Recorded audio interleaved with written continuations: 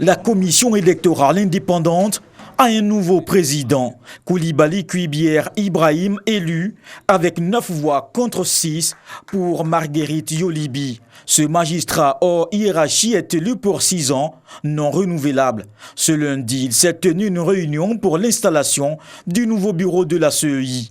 Rencontre présidée par la doyenne d'âge des 15 nouveaux commissaires. Vous savez comment se passent les élections, ce n'était pas très facile. Mais les choses se sont passées de façon très conviviale, dans la démocratie la plus totale, parce que certaines personnes s'attendaient à ce qu'on vienne et d'un coup de main, qu'on installe des personnes. Non, cela n'a pas été le cas. Le nouveau président a aussitôt pris les rênes de l'institution. La doyenne d'âge lui cède le fauteuil. Il annonce les couleurs. Il faut donc nous atteler à adopter le code électoral. Il faut procéder à la révision de la liste électorale, faire de sorte que la liste électorale corresponde à la réalité. Il faut nécessairement installer les commissions locales. Kone Sourou est élu premier vice-président de la CEI, Alain Dogou deuxième vice-président et Sanogo Salimata Parquet à la troisième vice-présidence. Tous élus pour 3 ans renouvelables. Le secrétariat permanent est occupé par Kwame Adjoumani Pierre, avec pour premier adjoint Émile Brotier et deuxième adjoint Lagou adjoint Henriette. Au total, 7 personnes au bureau de la CEI, avec les autres commissaires, une équipe chargée d'organiser les prochaines échéances électorales. Jugez-nous aux actes. Et c'est à ce prix-là que nous allons mener à bien notre mission si vous nous accompagnez de vos prières. Le nouveau président de la commission électorale indépendante était commissaire à la CEI entre 2011 et 2014, avant d'occuper en 2015 le poste de secrétaire général du Conseil constitutionnel. Un retour pour assurer cette fois la présidence de l'institution chargée des élections en Côte d'Ivoire.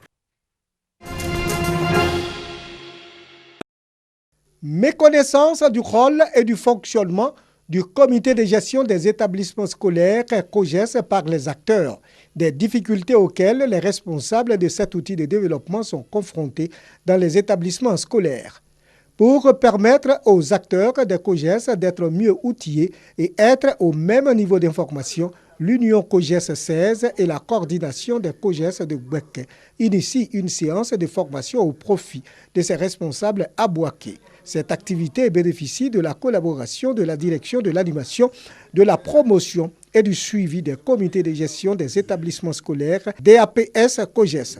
Quel document de gestion pour un COGES fonctionnel, thème autour duquel les travaux se sont déroulés. Les décisions que les DREN prennent, que les IEP prennent, ça doit venir des parents et à la suite des assemblées.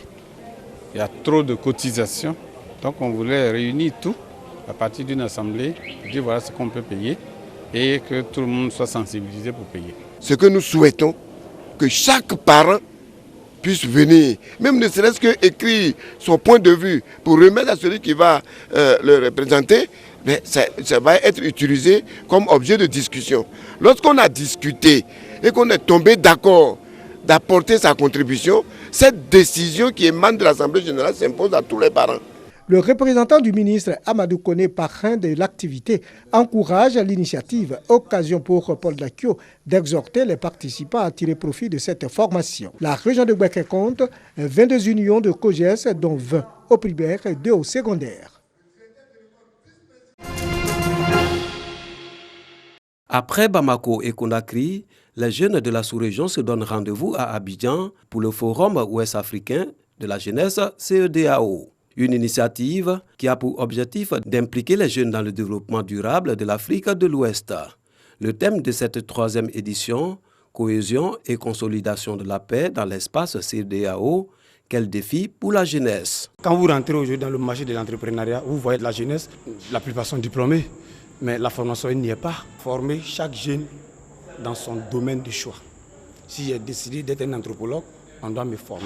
Si je décide d'être un entrepreneur qui vend l'eau, je dois être formé avant d'aller chercher le financement. Durant 3 jours, les jeunes ont exposé sur différents thèmes, notamment les conflits communautaires et électoraux, l'immigration clandestine, le chômage des jeunes, l'incivisme et le terrorisme. Ils sont désormais capables de développer et de mettre en œuvre des stratégies efficaces pour relever les défis en vue du changement de comportement. La Guinée est à une phase où vraiment le débat est sur le changement de la constitution. Donc, arrivé à notre pays, nous allons vers les autorités, tous les acteurs et toutes les parties prenantes pour qu'ils puissent aller dans le sens de l'apaisement. Nous prenons la résolution de nous approprier les textes concernant la libre circulation des personnes et des biens au niveau de l'espace CEDEAO. Le nombre de dégâts que les réseaux sociaux sont en train de causer en ce moment, donc nous avons bien été outillés par rapport à cela. Et c'est sûr que de retour dans nos différents pays, nous allons essayer de vulgariser cette communication-là. Les jeunes doivent pouvoir s'engager dans leur réussite en créant des cadres, en s'impliquant aussi dans l'entrepreneuriat. L'organisation jeunesse CEDEAO est un regroupement de jeunes africains qui se veut un canal de l'intégration, la cohésion et le développement dans l'espace CEDEAO.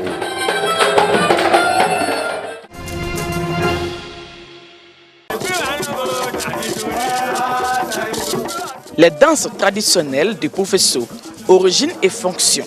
C'est autour de ce thème fédérateur que s'est déroulée la 3e édition du Monzi Festival de Bofeso, localité de la sous-préfecture de Sandougou-Soba, dans le département de Mans. Cette danse va être expliquée, commentée, depuis ses origines jusqu'à la fonction de cette danse. Le moment où elle est pratiquée et surtout la signification des gestes et les leçons que les jeunes doivent en tirer. Monzi, qui signifie en langue locale « chose ancienne », a pour objectif de ressusciter et enseigner les valeurs traditionnelles aux générations actuelles et futures, les préserver et les faire connaître au-delà des frontières. Il s'agit de la pratique de la langue locale, le boro, les chants, les danses, les jeux de société à visée éducative ou ludique, l'art culinaire ou vestimentaire et bien d'autres choses. Une initiative de l'ensemble des cadres de Bofeso, appréciée et qui mérite d'être soutenue. Nous restons mobilisés pour apporter notre contribution à l'organisation de cette manifestation et pour redonner un rayonnement national à ce festival que nous devons réussir à inscrire sur la liste des festivals nationaux encadrés et reconnus par le ministère de la Culture et de la Francophonie. Les nombreux festivaliers venus d'ici et d'ailleurs apprécient. Il faut participer à ces festivités pour réjouir le cœur de notre population et valoriser ce village, c'est important pour la sauvegarde de notre valeur, de nos valeurs et de notre... En plus des danses mises en exergue, l'édition 2019 a fait aussi une part belle au processus d'extraction et de production de l'huile de palme ou huile rouge. Tout est art ici en pays d'An.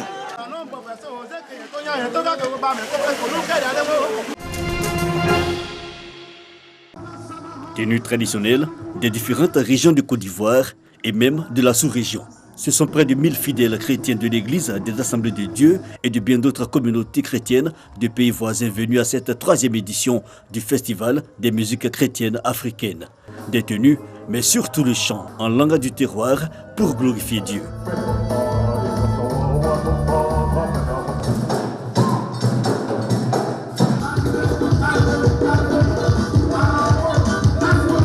Pour le premier responsable de la Fédération évangélique de Côte d'Ivoire, il est important de s'attacher à Dieu car c'est le maître de notre destinée. Si Dieu nous a créés différents, il aime qu'on l'adore aussi avec nos différences. Donc nous voulons, en tant qu'Africains, et particulièrement en tant qu'Ivoiriens, eh bien, célébrer ce temps et comprendre que ce que Dieu nous a donné comme culture est utile pour notre vie chrétienne, pour notre relation avec lui. Festival des musiques chrétiennes africaines, des innovations telles, une exposition de tenues traditionnelles de Waragné né de Korogo, du pagne baoulé appelé clan-clan, à Kobo poussière, en passant par des produits alimentaires, et aussi le didactique, les bibles traduites en djimini, en yakuba et en d'autres langues du terroir, mosaïque de valeurs culturelles, venue mettre en exergue Dieu, l'inspirateur de tout ce savoir-faire. En Christ, dans nos diversités culturelles, nous devenons une seule personne, des enfants de Dieu. Et avec un seul père. Il n'y a plus de barrière entre les uns et les autres. On se reconnaît d'une même famille. La prochaine édition du Festival des musiques chrétiennes africaines, un pari à tenir selon les organisateurs. Il s'agira de présenter de nombreux éléments de richesse culturelle à la lumière de la parole de Dieu.